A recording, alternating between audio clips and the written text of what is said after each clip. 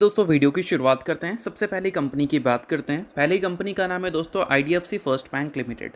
But इसको discuss करने से पहले अगर आपने अभी तक चैनल को सब्सक्राइब नहीं किया है तो चैनल को सब्सक्राइब करके बेल आइकन को प्रेस कर लो ताकि आने वाली जितनी भी वीडियोस हैं उसका नोटिफिकेशन आपको सबसे पहले मिल सके।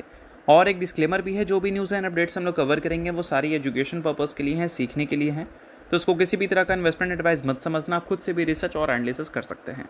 तो चलिए दोस्तों वीडियो की शुरुआत करते हैं। सबसे पहले बात कर लेते हैं IDFC फर्स्ट बैंक से रिलेटेड कुछ इंपॉर्टेंट न्यूज़ एंड अपडेट्स के बारे में।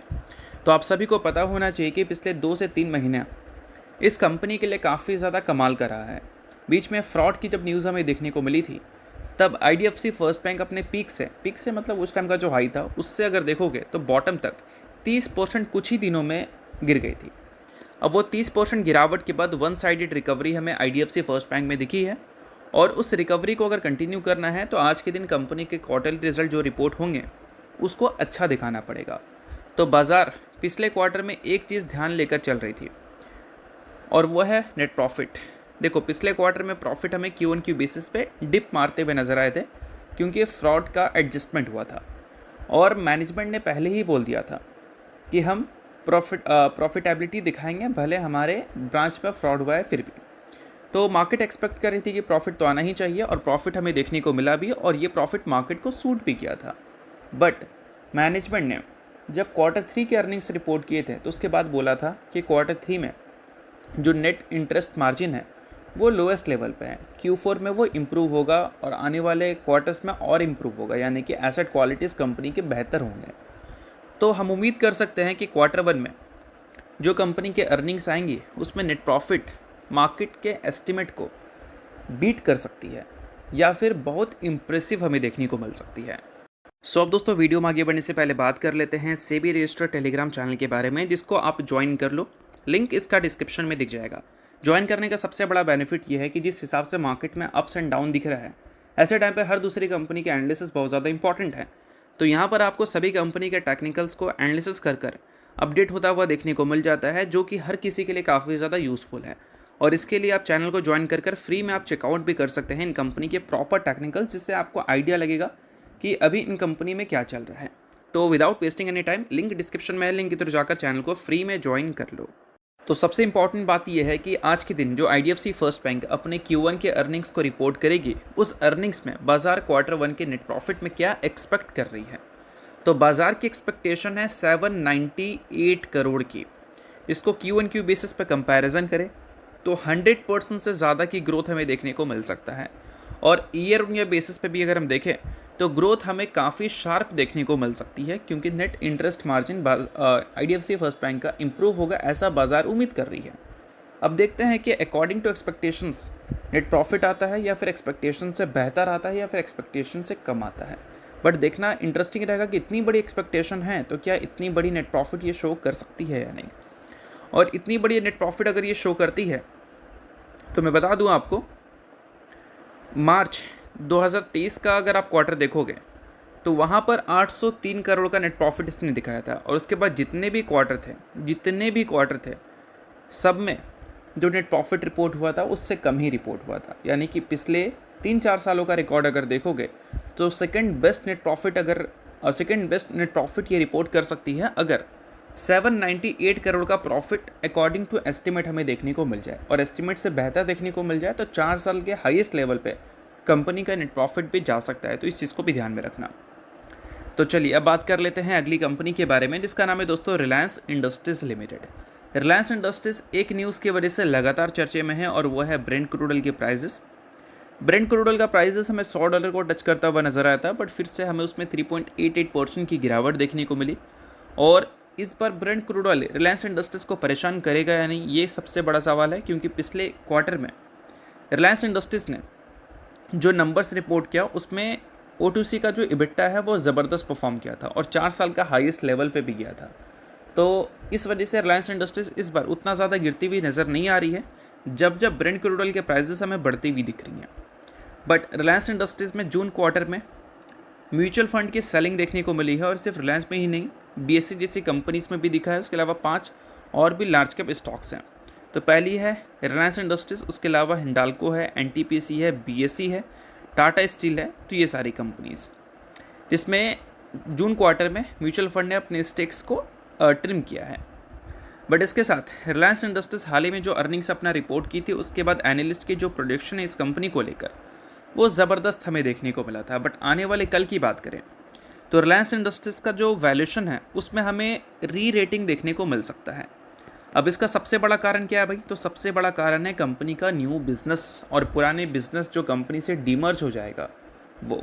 देखो, अगर पिछले 10 साल का ट्रैक रिकॉर्ड देखोगे तो 2017 से देखो, शार्प ग्रोथ रिलायंस इंडस्ट्रीज़ ने दिखाया है। अब इसका एक दो रीज़न नहीं है, बहुत सारा रीज़न है। देखो, लंबे टाइम से ग्रोथ कंपनी OTC सेगमेंट के बिहाफ पे दिखा रही थी, वो कंपनी के लिए बोल सकते हैं ब्रह्मास्त्र है। बट उसके बाद आया जियो, उसके बाद आया रिटेल। तो ये जो सेगमेंट्स हैं वो रिलायंस इंडस्ट्रीज़ को काफ़ी नीचे से काफ़ी ऊपर ले गया। मतलब पहले भी ऊपर ही थी, बट ऊपर से और ऊपर ले गया।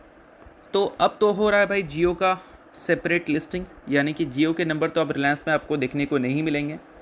उसका एडजस्टमेंट अब हमें आने वाले क्वार्टर्स में देखने को मिलेगा, जब जियो का नंबर रिलीज़ हो जाएगा, जब वो लिस्ट हो जाएगी। और आने वाले कल में रिटेल भी लिस्ट हो जाती है तो फिर रिलायंस इंडस्ट्रीज़ का बच जाएगा सिर्फ OTC सेगमेंट। तो यहाँ पर रिलायंस इंडस्ट्रीज़ क्या करेगी? अपने न्यू बिज़नेस को इंट्रोड्यूस करेगी, जिसमें न्यू एनर्जी बिजनेस है, बेस है, और ये सारे बिजनेसेस रिलायंस इंडस्ट्रीज़ को वैल्यूएशन वाइज अगर देखोगे तो ऊपर ले जा सकता है। क्यों भाई?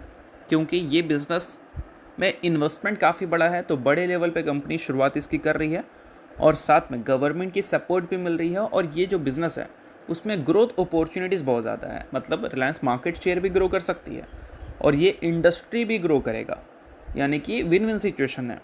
अब विन विन सिचुएशन किसी कंपनी के लिए रहती है तो ऑब्वियस सी बात है ना कि वो कंपनी को मार्केट वैल्यू ज़्यादा देगी।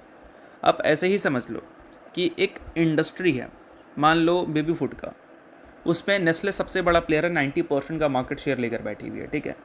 अब वो इंडस्ट्री ग्रो नहीं करेगा तो उस इंडस्ट्री से सिर्फ नेस्ले को अच्छा मुनाफा मिलेगा। मतलब मुनाफे में ग्रोथ देखने को नहीं मिलेगी, बट एक अच्छा पैसा वो ज़रूर कमाएगी, कैश अच्छा जनरेट करेगी। बट अगर वो इंडस्ट्री ही ग्रो कर जाए, यानी कि 10,000 करोड़ से बढ़कर 20,000 करोड़ हो जाए, और नेस्ले वहाँ पर 90% का मार्केट शेयर लेकर बैठी है, तो नेस्ले के लिए विन विन सिचुएशन है। मार्केट शेयर भी ज़्यादा है और इंडस्ट्री भी ग्रो कर रही है। तो वही चीज़ है कि रिलायंस इंडस्ट्रीज अभी जिस मार्केट में काम कर रही है उसमें मार्केट शेयर तो कंपनी गेन कर सकती है, क्योंकि अच्छे इन्वेस्टमेंट्स कंपनी ने किए हैं। बट साथ में इंडस्ट्री वो भी धीरे धीरे हमें ग्रो करता हुआ नज़र आ सकता है, और ये सबसे बड़ा प्लस पॉइंट है रिलायंस के लिए। तो इसके अलावा अगली कंपनी की बात कर लेते हैं, जिसका नाम है दोस्तों भारत इलेक्ट्रॉनिक्स लिमिटेड, यानी कि BEL।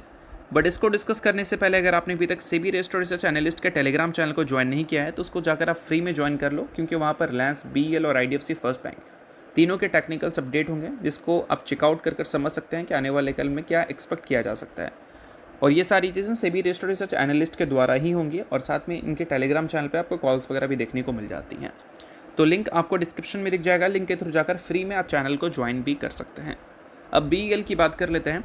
तो BEL दोस्तों डिफेंस सेक्टर की मोस्ट कंसिस्टेंट कंपनी है, ऐसा हम बोल सकते हैं। कंसिस्टेंसी इसके EPS में आपको देखने को मिलता है, और वो भी एक बार नहीं, 7 साल।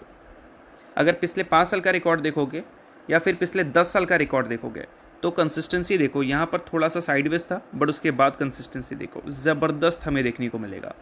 और ये कंसिस्टेंसी की वजह से मार्केट जो इस कंपनी को 50 का प्राइस टू अर्निंग मल्टीपल्स दे रखी है, उसको इस कंपनी ने जस्टिफाइड भी कर रखा है, क्योंकि ग्रोथ कंसिस्टेंट है। और इस कंपनी की बात करें तो नेक्स्ट ट्रेडिंग सेशन इसके क्वार्टरली रिजल्ट हमें देखने को मिलेंगे, और क्वार्टरली रिजल्ट के डेट्स भी आप देख ही लो, 27 जुलाई का डेट है, इस दिन कंपनी के रिजल्ट आएंगे। और रिजल्ट से पहले बाजार क्या उम्मीद कर रही है? बाजार उम्मीद कर रही है कि Q1Q बेसिस पे रेवेन्यू एंड प्रॉफिट दोनों गिरेगा, क्योंकि Q1 जो है वो डिफेंस कंपनीज़ के लिए थोड़ा ठंडा होता है। पिछले बार भी देख लो Q1Q बेसिस पे गिरावट दिखा था, उससे पिछले बार भी आप देख सकते हो Q1Q बेसिस पे गिरावट दिखा था, और उससे पिछले बार का भी डेटा आप देख सकते हो Q1Q बेसिस पे गिरावट दिखा था। बट हमेशा Q1Q बेसिस पे कंपैरिजन नहीं करना है, कंपैरिजन करना है ईयर ऑन ईयर बेसिस पे, यानी कि Q1 को पिछले साल के Q1 से कंपेयर करना है। और वहाँ पर अगर देखोगे तो BEL कंसिस्टेंट हमें अच्छा परफॉर्म करती भी दिखी है, सिर्फ लास्ट टाइम ही उतना अच्छा परफॉर्मेंस नहीं था।